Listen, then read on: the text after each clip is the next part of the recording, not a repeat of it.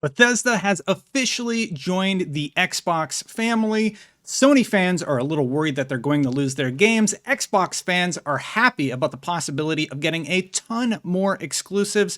Let's talk all about this major news story today and why I think even if those Bethesda games do start releasing exclusively on Xbox, that it could be good for all gamers. Let's get into it.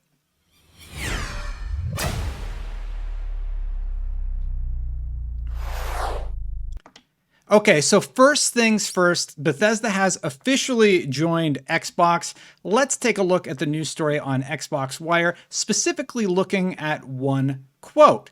And this is about console exclusivity. It says, "This is the next step in building an industry-leading first-party studios team, a commitment we have to our Xbox community. With the addition of Bethesda's creative teams, gamers should know that Xbox consoles, PC, and Game Pass will be the best place to experience new Bethesda games, including some new titles in the future that will be exclusive to Xbox and PC players." Now, a lot of people have emphasized the word some, of course, obviously, and exclusive. That has been a big word that everybody has been hanging on. So why do I think it could potentially be good if they decide to move all these games exclusively to the Xbox family of consoles? Well, let's think about it for a second. I do believe that competition breeds innovation, and I have a few notes just off the top of my head about how that would be a positive, regardless of if you're a Sony fan or you're an Xbox fan. So Phil Spencer also said, this was of course after saying yes, he could of course release the games on the Sony platform. He did say, I don't have to go ship these games on any other platform other than the platforms that we support in order to kind of make the deal work for us. So what he's saying is it could be profitable if they go console exclusive. They probably won't go all console exclusive, but I would bet money that Starfield is going to be only on the Xbox family of devices. Microsoft wins, period, in that case. It's going to be really interesting to see where Elder Scrolls and Fallout end up. So how does that sort of exclusivity work for everybody? Well, competition breeds innovation. I truly believe that, and when you have competition in the market, it will help the whole market. Look what it has done for Xbox. Competing with Sony, Xbox has created Game Pass. They've released a new console with features like Quick Resume, a ton of new games that are coming in the future that are exclusive to that platform, and they beefed up a ton of new studios. That means more jobs for people. That's a win-win for everybody. They've created more jobs on the market. That means we get more new ideas and new games on the market, and that is just good for everyone. So now Sony has this major competition on the market, and that is good for everybody.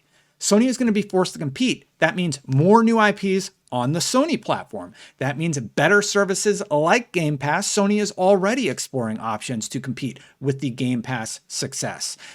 Could they bring something back like a backwards compatibility feature? That would be amazing, and I think we would be all happy if that happened to come to fruition. So the narrow-minded view that I do see a lot, and I understand where it's coming from. You make more money if you release on the PS5 and you release on the Xbox, right? The thought is releasing on the PS5 and Xbox equals more money. But consider this. Consider how valuable each conversion to the Xbox ecosystem is going to be.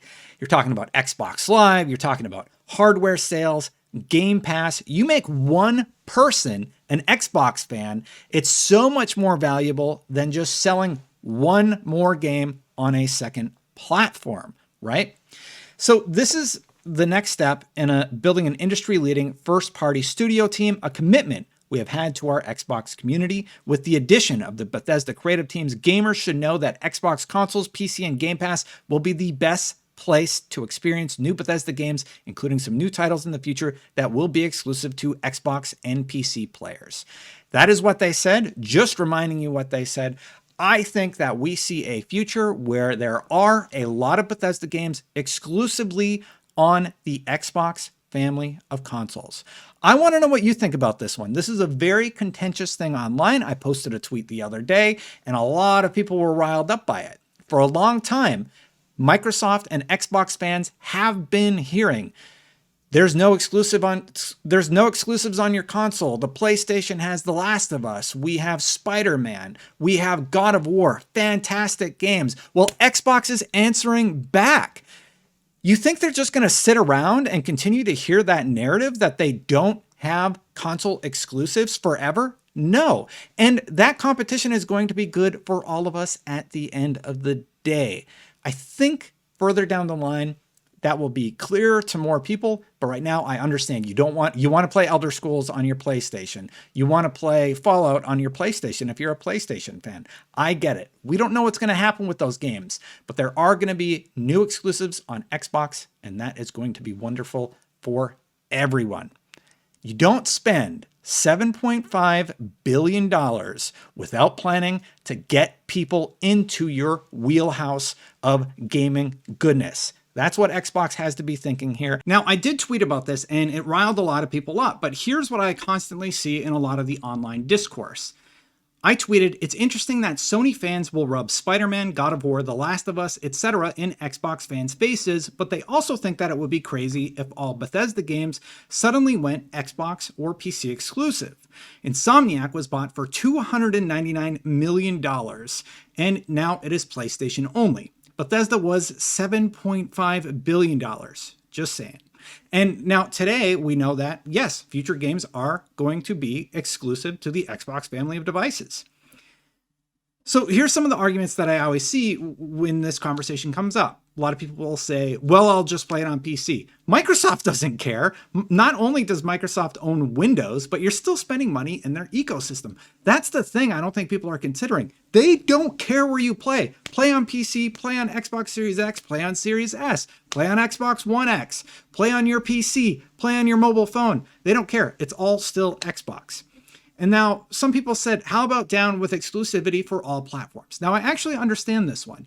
I personally really do not like it when a game like Destiny, for example, has exclusive exotics or exclusive little things that sort of unbalance the experience of the game. Just locking out users for a year from Hawkmoon, for example, is an old school Destiny reference, and I don't like that.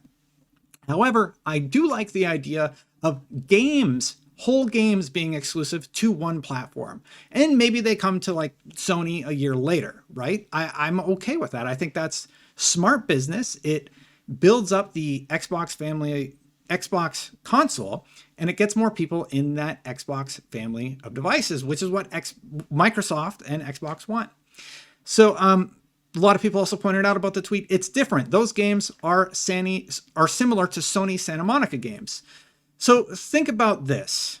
If there's Sony Santa Monica, Bethesda is now Xbox Texas, basically. Insomniac literally made an Xbox exclusive, Sunset Overdrive, and that tech was used later to make Spider-Man, a major Sony exclusive game. If Microsoft wants to, Bethesda is now Bethesda Santa Monica, or whatever comparison makes sense in your head. They are owned by Xbox. Anyway, that's my 2 cents. What do you think? Let me know in the comments. Let's keep this conversation going. It is not going to stop anytime soon.